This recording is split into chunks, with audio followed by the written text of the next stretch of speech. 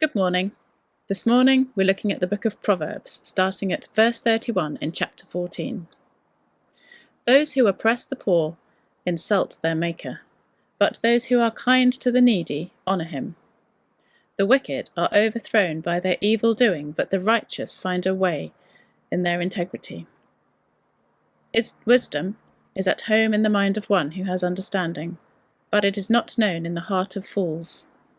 Righteousness exalts a nation, but sin is a reproach to any people. A servant who deals wisely has the king's favour, but his wrath falls on one who acts shamefully.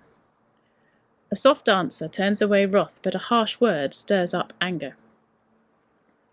The tongue of the wise dispenses knowledge, but the mouths of fools pour out folly. The eyes of the Lord are in every place, keeping watch on the evil and the good.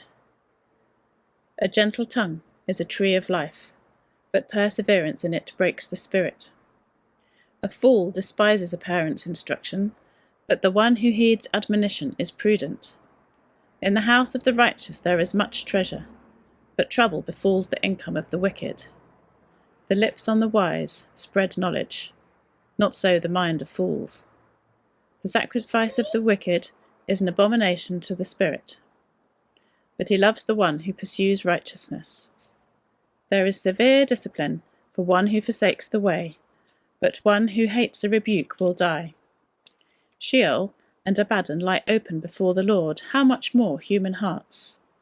Scoffers do not like to be rebuked, they will not go to the wise. A glad heart makes a cheerful countenance, but by sorrow of heart the spirit is broken. The mind of one who has understanding seeks knowledge, but the mouths of fools feed on folly. All the days of the poor are hard, but a cheerful heart has a continual feast. Better is a little with the fear of the Lord than great treasure and trouble with it. Better is a dinner of vegetables with love than a fatted ox and hatred with it. Such is the wisdom of Solomon. Where do you get your wisdom from? I confess that just before our holiday, because we've been lucky enough to just have a week by the sea, I was getting frustrated with packing and work and housework and children and who knows what, to be honest, and just shouted, "Help!" at our Alexa app. She said, "If it's an emergency, you should call the emergency services." She's correct, of course. She's been programmed correctly.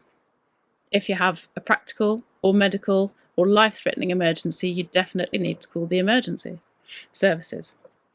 But what about day-to-day wisdom? What about struggling with what's on the news, with what to do at home, with what to do at work? How often do we actually remember to turn to this, the good old Bible? While we were down at the sea, the news was far less peaceful than the view. There was Afghanistan, there was Haiti. And you turn to the very first verse that we looked at here, and it reminds us that those who oppress the poor insult their Maker, whilst those who are kind to the needy honour him.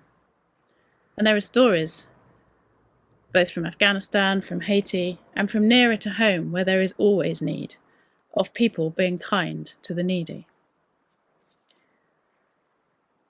Throughout verse 1 to 17 in chapter 15, there's also a reminder that being quiet, the quiet word, is better than the harsh word that stirs up anger. Taking time to pause and look for wisdom is good. We should do it more. If you've taken this time to pause from your day at the beginning or the middle, then I hope that you find peace.